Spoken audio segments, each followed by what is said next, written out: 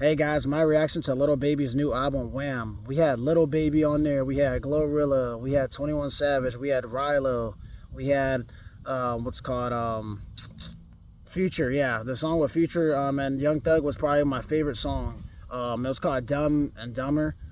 We definitely didn't expect what's it called a whole lot of like crazy collabs besides kind of his basic Atlanta guys. Like Rilo is from Atlanta, Future's from Atlanta, and Young Thug. So I wasn't surprised that he got most of them on there, representing Atlanta. I think that project could have done a lot better. There were some songs that I kind of was like, why the heck did he put on there? Like Say Twin is kind of like outdated. Like I remember the last time we said twin a lot. Like we said twin all the time, like twin. That was like back in like 2022. So certain songs were just kind of like just throwaways. I think he could have removed Say Twin. People were shocked that he released it because there was rumors that he wasn't going to release that song.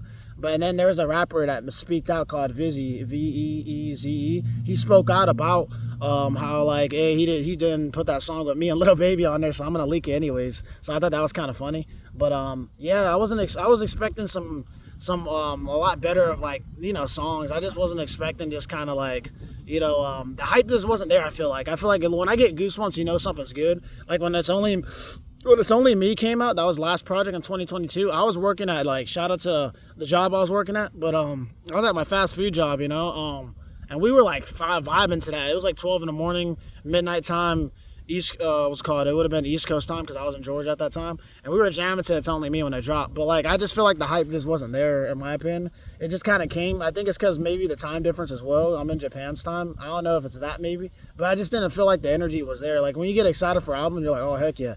Like the goosebumps I'm gonna get is when Kanye West drops his album because he does new sounds that no one hasn't heard yet. I mean, of course you're gonna say I heard some of them songs on the last album, but he's very creative, and I like creative artists.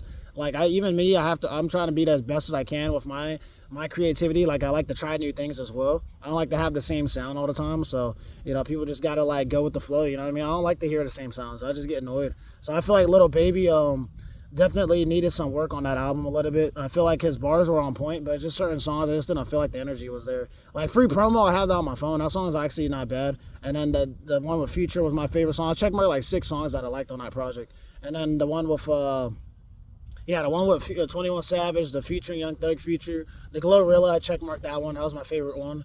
And then just the hype one with Travis Scott was Off the Chain. That was my favorite one. I played that song 3 or 4 times today when I was working out. So I'm fired up with certain songs. I just think certain songs on the project just didn't really stick with me. It could be just me, but I just like when I get surprises and hype songs. I just didn't feel a lot of hype in this project. It was more for the club, I think. You can tell from the beat selection, he was aiming songs for ladies to kind of dance and stuff too. He wasn't aiming for that sound that we heard from 2020. He wasn't aiming for that the Hungry Artist, because during that time we were stuck in the house. So I feel like that's when people actually made better product because they could take their time on it. I think this project just didn't feel like the hype that I wanted. You know what I mean? I was expecting a little bit more hype in it, a little more about his lifestyle as well, about going through this and that. People were expecting a lot of it, a lot of stuff out of it. I mean, it is mixed reviews, so there's a lot of people that probably liked it. Some people loved it. I was in the middle. I gave it a 7 on my live stream out of 10, which is not bad. That's to me, that's a B. I mean, people will say it's a C, but it's a B plus. You know what I mean? It wasn't horrible.